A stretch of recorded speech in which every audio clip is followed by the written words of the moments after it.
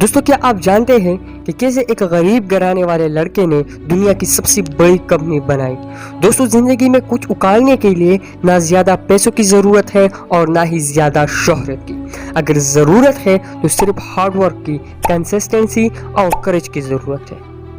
دوستو ہونڈا 17 نومبر 1906 کو جاپان کے ایک گاؤں میں پیدا ہوا تھا. اس نے اپنا ابتدائی بچپن اپنے والد گیہی ہونڈا سائیکل ریپیئرنگ بزنس میں مدد کرتے ہوئے گزارا. اس وقت ان کے والدہ میکا ہونڈا ایک ویور تھی. ہونڈا کو ٹریڈیشنل ایجوکیشن میں کوئی دلچسپی نہیں تھی. اس کے اسکول نے گریڈ رپورٹ بچوں کو سونپ دی، لیکن اس بات کا تقاضا کیا کہ انہیں خاندانی مہر کے ساتھ واپس کیا جائے تاکہ یہ یقینی بنایا جا سکے کہ والدین نے اسے دیکھا ہے. ہونڈا نے استعمال شدہ ربڑ کی سائیکل کے پیڈل کورس سے اپنی فیملی کی مہر بنانے کے لیے ایک ڈاک ٹکٹ بنایا.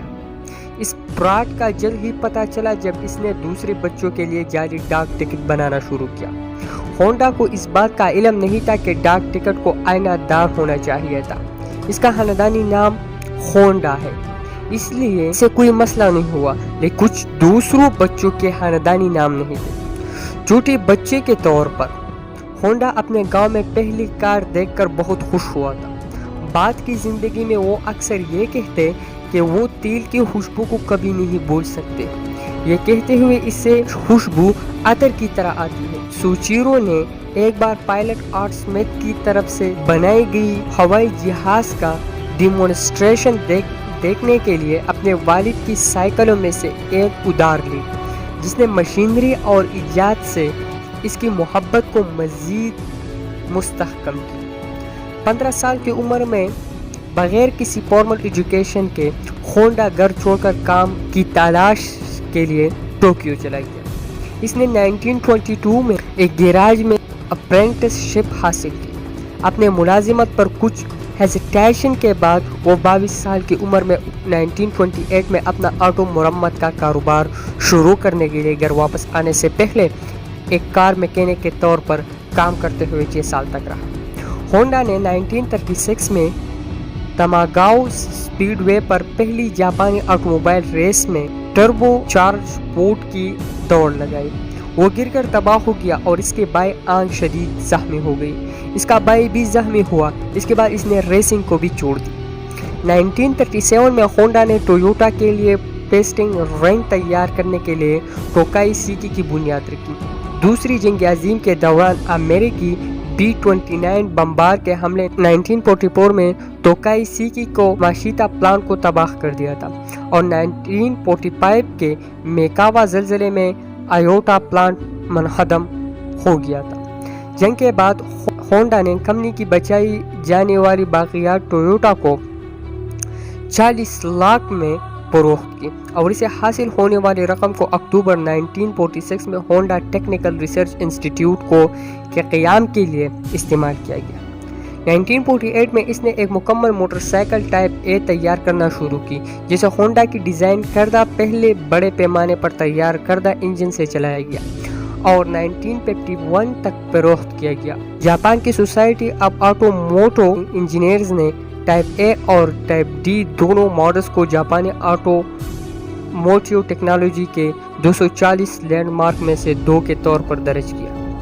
سوچیرو ہونڈا 1963 میں جنگ کے بعد ہونڈا اپنے دوست فوجی ساوا سے دوبارہ واقف ہوا، جسے وہ اپنے دنوں میں ناکاجیما ایئر کرافٹ کمپنی کو پیسٹن کی رنگ فراہم کرنے والے کے طور پر جانا جاتا تھا.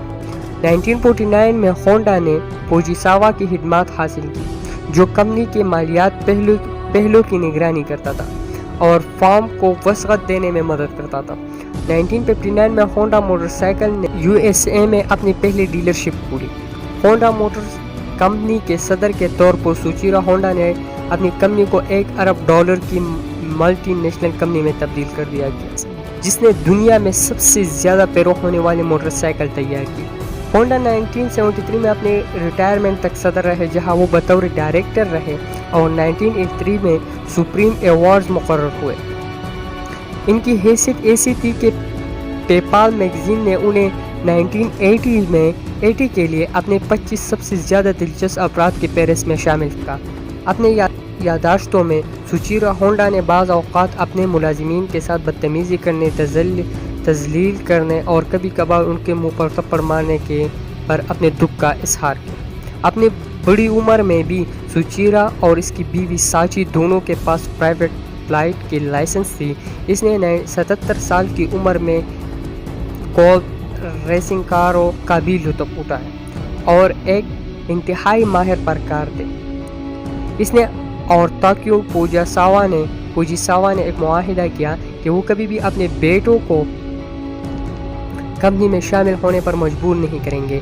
ان کا بیٹا ہیروتوشی ہونڈا موگن موٹر سپورٹ کا بانی اور سابق سی ای او تھا اور ہونڈا کی گاڑیوں کے لیے ایک ٹیونر تھا۔ اس نے اصل ریسنگ گاڑیوں کو بھی تخلیق کیا۔ ASME نے 1982 میں ماسٹر ہونڈا کی کامیابیوں کا اعتراف میں سوچیرا ہونڈا میڈل قائم کیا۔